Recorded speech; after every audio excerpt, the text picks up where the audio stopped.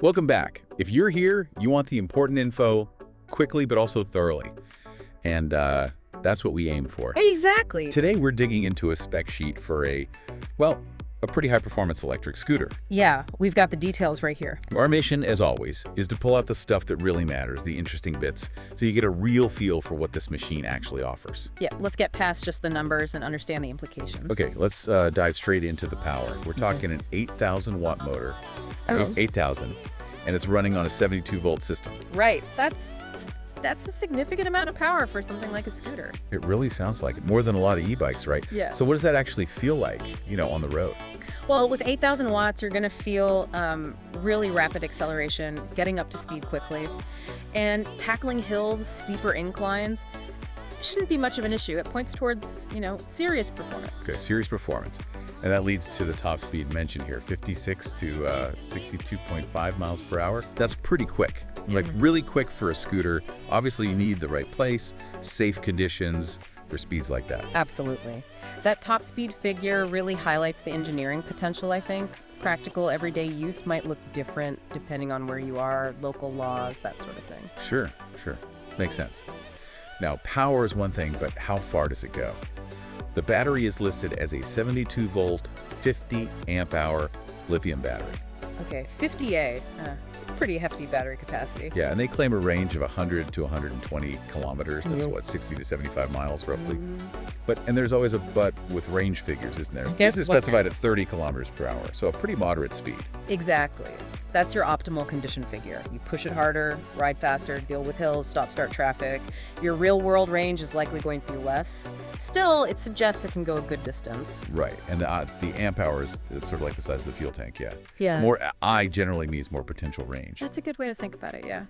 Capacity. And topping up that capacity. Charging time is listed as 8 to 10 hours. Or, interestingly, 5 to 7 hours, maybe with a faster charger. That sounds right. Probably depends on the charger amperage. So you're looking at potentially an overnight charge for a full battery, maybe quicker if you have the right setup. Okay, let's talk design. It folds.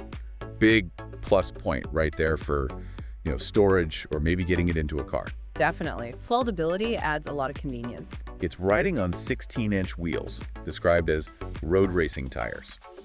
And the wheels are HEZO customized. What does road racing suggest to you? Typically that means tires designed for maximum grip and handling, primarily on paved surfaces.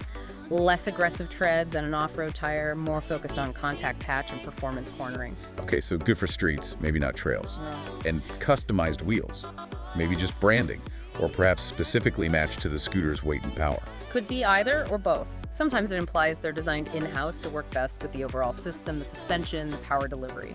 Gotcha. And the frame material is Forging ALU Alloy 6061. That sounds robust. It is. 6061 aluminum alloy is very common in bike frames and similar applications. It's known for a good balance of strength, weight, and corrosion resistance. The forging part is interesting too. How so? Forging generally results in a stronger, more durable part compared to, say, casting or machining from billet because it aligns the grain structure of the metal, so it suggests a focus on strength and longevity. Right. Makes sense for something taking a load.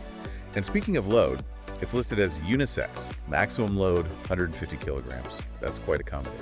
Yeah, 150 kilograms covers a wide range of riders, plus maybe some gear. It also mentions SACE certification. That's the European standard, right? Correct. CE marking indicates it conforms to health, safety, and environmental protection standards for products sold within the European Economic Area. Okay. And a 1-year warranty is included.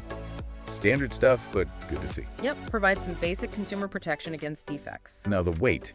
Net weight is 75 kilograms. That's substantial, not something you'd casually toss around. No, definitely not lightweight. Around 165 pounds.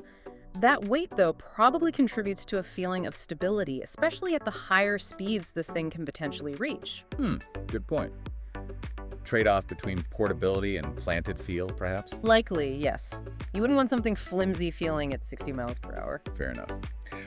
One last detail jumped out at me. Hein concerned chemical none. None. Seems like an explicit statement about materials. Yeah, that's interesting phrasing. It suggests they've made a conscious effort to avoid certain chemicals often flagged for health or environmental reasons in manufacturing. It's a positive point, implying some thought went into material safety.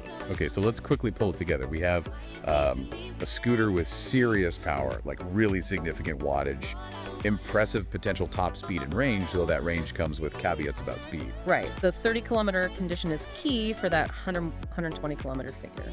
It's got a practical foldable design, but is quite heavy.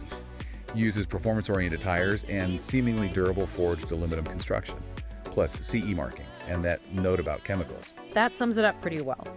High-performance specs balanced with some practical design elements and apparent attention to build quality and standards. So here's something to mull over.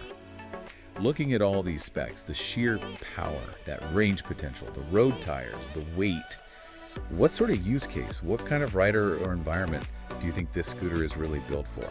And stepping back from the numbers, what else would be super important to consider if you were actually thinking about getting something like this? Something to think about.